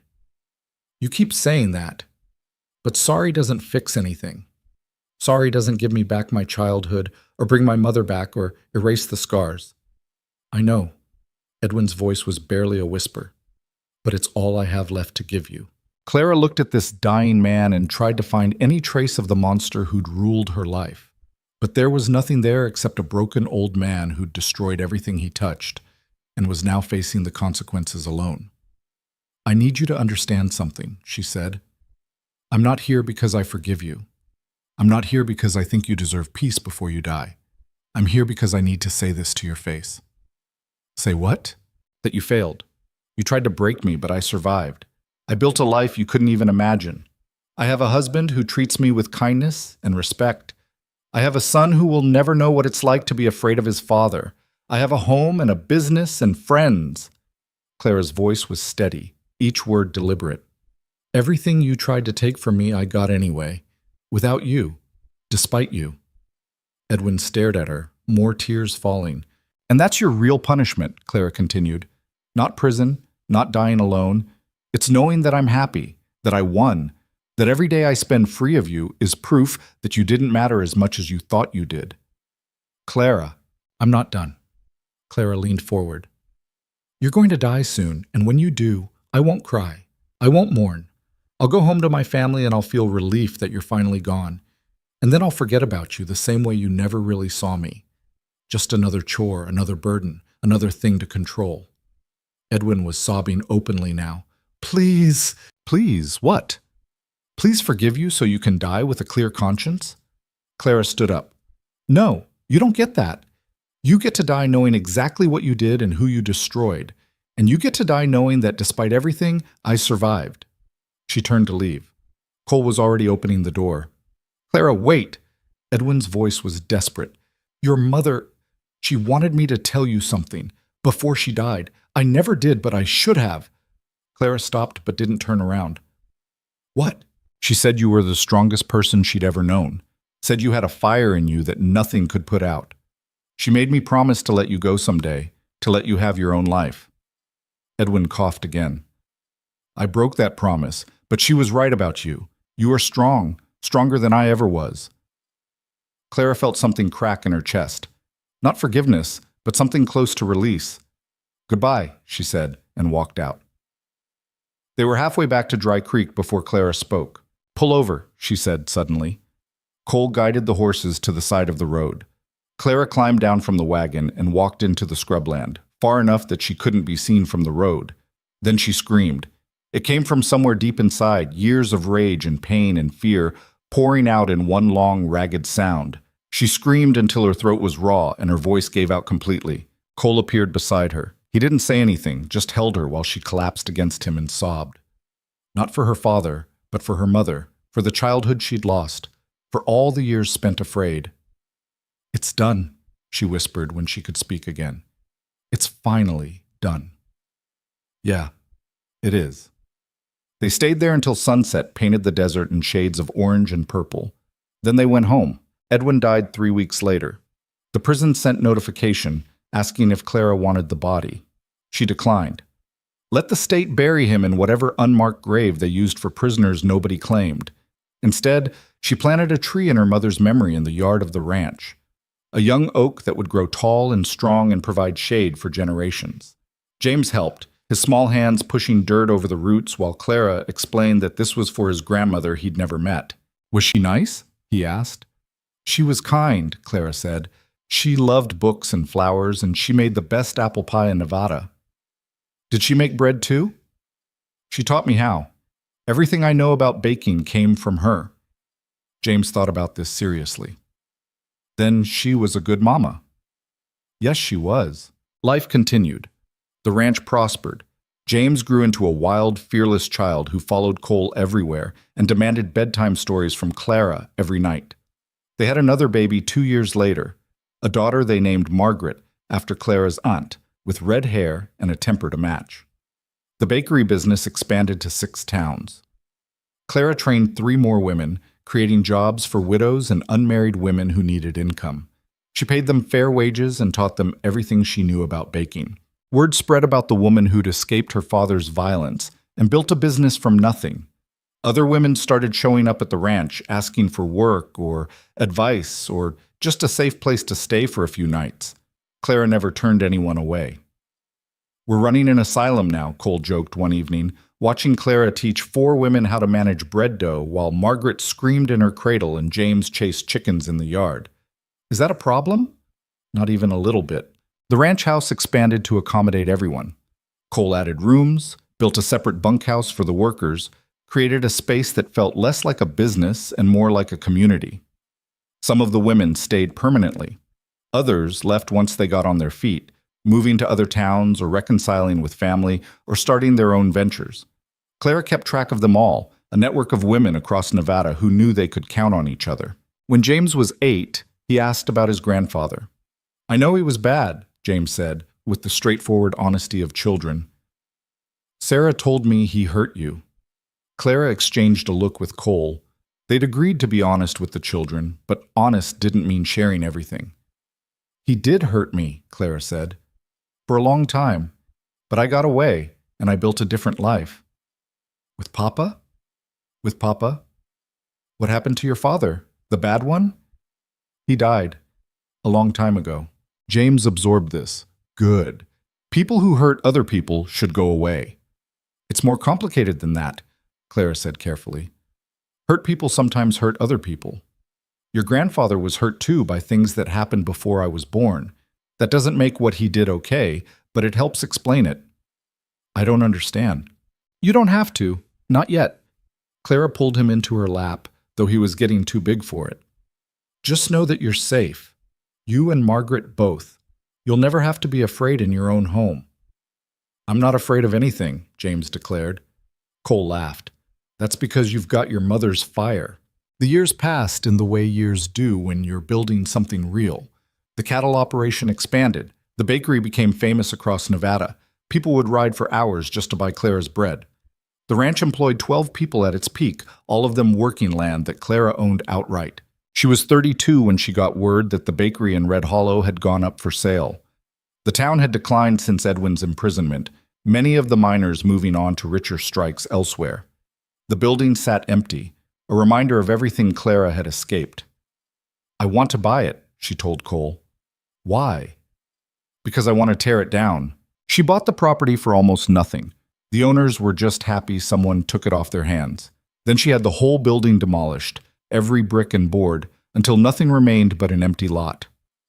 What are you going to do with it? Cole asked, watching the last of the structure come down. Nothing. I'm going to let it grow over with weeds and disappear. Clara looked at the space where her prison had stood. Some things deserve to be forgotten. But she kept the sign, the one that had hung over the door promising fresh bread daily in cheerful yellow letters. She brought it back to Dry Creek Ranch and hung it in her bakery kitchen, a reminder that she'd taken something ugly and made it beautiful. Margaret grew into a fierce, independent girl who wanted to run the cattle operation instead of the bakery. James, surprisingly, loved baking and spent hours learning everything Clara could teach him. He had her precision with measurements and Cole's patience with difficult dough. You're better at this than I was at your age, Clara told him when he was 14, watching him shape perfect loaves. That's because you had to learn scared, James said. I get to learn because I want to. The simplicity of it hit Clara hard. That's what freedom looked like, the ability to choose what you loved instead of what kept you alive. When Clara was 40, a journalist from San Francisco came to interview her for a story about women entrepreneurs in the West. Clara almost refused, but Cole convinced her to do it. Your story matters, he said. Not just for you, but for all those women out there still trapped, thinking there's no way out. The article ran in 3 major newspapers. Clara was mortified by the attention, but the letters started arriving almost immediately. Dozens of them, from women all over the territory and beyond, thanking her for showing them what was possible. One letter in particular made her cry. It was from a young woman in Oregon who'd read the article and finally found the courage to leave her abusive husband. She'd taken her 2 children and was now working as a seamstress, building a new life. You saved me, the letter said. Not by telling me what to do, but by showing me it could be done. Clara kept that letter in her desk drawer and read it whenever she felt tired or discouraged or wondered if any of this had been worth it. Cole was 52 when his heart gave out. It happened fast. One moment he was laughing at something Margaret said. The next he was clutching his chest and falling to his knees. He died before the doctor could arrive, before Clara could tell him all the things she'd meant to say. The grief was oceanic, overwhelming. Clara had survived her father's fists, the terror of escape, the pain of childbirth, the slow build of a business from nothing. But losing Cole felt like losing her anchor. For weeks she could barely function. James and Margaret ran the ranch while Clara moved through the house like a ghost, touching things Cole had built, sleeping in shirts that still smelled like him. I don't know how to do this without him, she told Sarah one night. You already know how to survive impossible things, Sarah said gently. This is just one more. But I don't want to just survive. I'm tired of surviving. Then live. That's what he'd want. That's what you've been teaching everyone else to do for 20 years. Slowly, painfully, Clara came back to herself. She started working in the bakery again. She rode out to check on the cattle. She sat with James and taught him the parts of the business he didn't know yet.